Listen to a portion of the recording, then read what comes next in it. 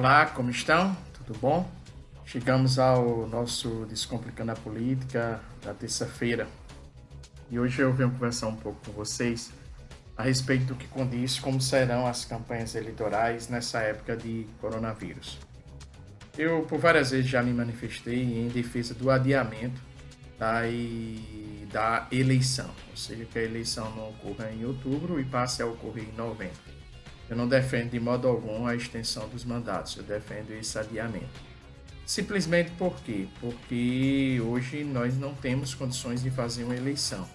Eleição é interação social, eleição é acordo, eleição é olho no olho, eleição tem uma campanha de rua. Então, se nós podemos e temos condições para tal de postergarmos a eleição, colocarmos para novembro, isso seria muito bom para as campanhas eleitorais.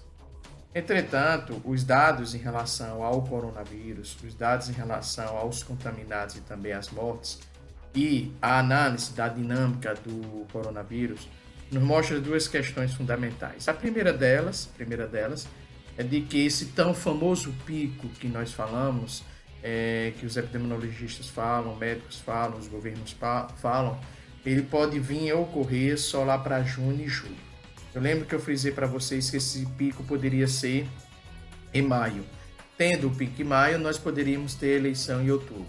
Tendo um pico em junho, a probabilidade do adiamento da eleição aumentaria. Então, hoje nós estamos em 12 de maio e o que eu observo é que esse pico ele tende a ser em junho. Então, a vida poderá voltar, teoricamente, ao normal só a partir de julho e agosto. Por isso, a defesa do adiamento das eleições. Além disso, existe um outro fator. Qual o outro fator? As ondas de pessoas contaminadas. Então, eu posso ter o controle da pandemia, abrir, ou seja, flexibilizar a quarentena, flexibilizar as determinações de isolamento social, mas a partir daí eu ter novos fluxos de pessoas que vão ser contaminadas e necessariamente eu ter que voltar tudo de novo, ou seja, eu ter que implantar a quarentena. Então, nós estamos impactados pelo coronavírus e esse impacto ele permite o seguinte, ele permite tanto que você tenha que discutir de fato e assim venha adiar as eleições, como também teremos que conviver com ondas de novas epidemias que venham a ocorrer. Inclusive os países da Europa, em particular, não só da Europa, salvo engano da Europa não, me corrija, mas os países da Ásia agora, essa semana, fizeram a abertura e tiveram a volta, pessoas infectadas. Na Alemanha, algumas regiões, essa semana, na Europa, a Alemanha na Europa, teve essa questão de você ter que flexibilizar e ter aumentado um pouco o número de pessoas contaminadas. Portanto, esse fluxo, esse refluxo tende a ocorrer.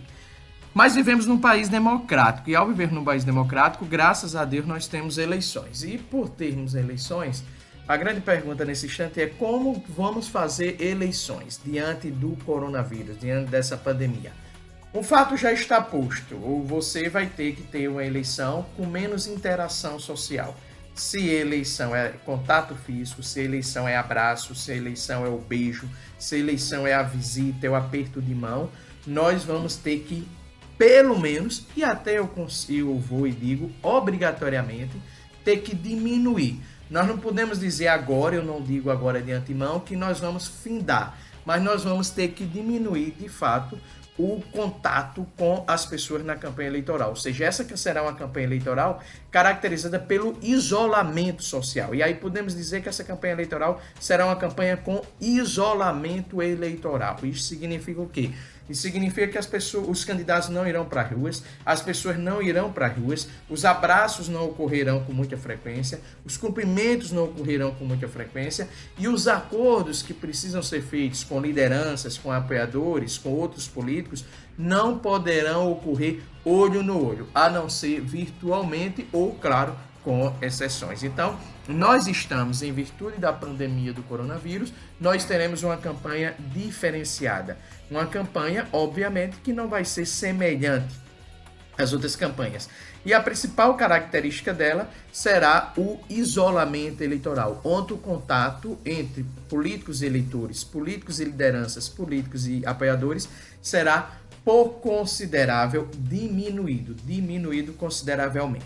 Pois bem, como lidar então com esse contexto? Como fazer campanhas eleitorais nesse ambiente, nesse contexto? A última eleição presidencial, ou desde 2012, 2014 aí veio com a frequência maior, mas principalmente a última eleição presidencial, nós tivemos a grande importância das redes sociais. Mas isso não impediu que você tivesse campanha de rua. Isso não impediu que os candidatos saíssem às ruas e os eleitores saíssem às ruas para se confraternizar, para comemorar com os seus candidatos e fazer campanha com seus candidatos. Nós teremos, agora nessa eleição, um modelo semelhante ao de 2018, com a forte presença das redes sociais. Entretanto, ao contrário de 2018, será diminuído o número de contatos sociais, o isolamento eleitoral que eu acabei de frisar. Então, o candidato não poderá sair tão frequentemente, assim como os eleitores. Diante disto, nós vamos ter uma campanha muito dependente das redes sociais. Consequentemente, nós vamos precisar de vídeos de boa qualidade, vídeos com bom conteúdo, vídeos que tragam a mensagem. E nós vamos precisar também que o candidato apareça fortemente, tenha um discurso convincente e um discurso que seja construído para, obviamente, conquistar o eleitor. Mas aí vem uma questão fundamental. Se eu falo em discurso, que obviamente tem que conquistar o eleitor, se eu falo em vídeos que tem que ter um bom conteúdo, como esses conteúdos irão nascer? Como as estratégias irão nascer? Como as narrativas serão construídas? Ora, conteúdo tem a ver com narrativa. Narrativa é conteúdo, estratégia é conteúdo, conteúdo vem a significar uma estratégia. Isso vai ser construído a partir de pesquisas. Não muda. Não adianta o candidato ir para a rede social, fazer um vídeo sem uma mensagem adequada, sem uma mensagem eficiente para conquistar o eleitor. E como é que você constrói uma mensagem eficiente para conquistar o eleitor? Através de pesquisas. São as pesquisas que vão e continuarão a determinar as estratégias. São as pesquisas que continuarão e determinarão o posicionamento do candidato. São as pesquisas que definirão e continuarão a determinar qual é a narrativa do candidato. Eu sempre friso, campanha eleitoral é uma narrativa, é uma novela. Ela tem que ter começo, meio e fim e tem que atrair e, consequentemente, conquistar audiência, ou seja, conquistar o eleitor. Pois bem, se nós vamos ter uma campanha fortemente dependente das redes sociais, isso não retira o papel das pesquisas eleitorais, que sempre esse papel foi de suma importância, independente do momento que nós vivemos hoje. Além disso, como eu frisei e volto a repetir, campanha tem que ter conteúdo, campanha tem que ter narrativa bem feita. O candidato não pode falar o que quer, não pode se apresentar como quer, ele tem que ter uma mensagem focalizada, ele tem que ter uma mensagem eficiente. E, consequentemente, como é que ele faz isso? Através de pesquisas. Mas as pesquisas não podem ser construídas em virtude desse momento face a face, as pesquisas tradicionais, que o pesquisador vai para a rua, chega na casa da pessoa ou no fluxo contínuo e entrevista as pessoas. A pesquisa, certamente, ela vai precisar ser aprimorada no sentido de quê? No sentido dos candidatos utilizarem mais pesquisas telefônicas. Não é o ideal. Eu, particularmente, prefiro a pesquisa face a face, principalmente para amplos diagnósticos eleitorais. Mas, se não for possível, teremos sim que trabalhar com a pesquisa telefônica e o estrategista precisa ser criativo para construir bons questionários, para construir questionários que venham lhe trazer informações suficientes para você construir estratégias e a narrativa da campanha.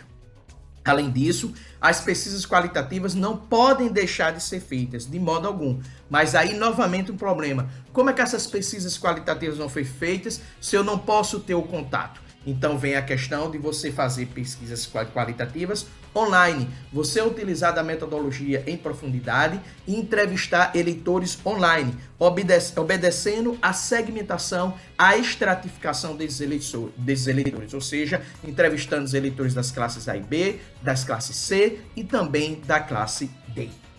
Pois bem, a campanha vai ter uma grande importância das redes sociais. A campanha com o coronavírus vai continuar a precisar de pesquisas.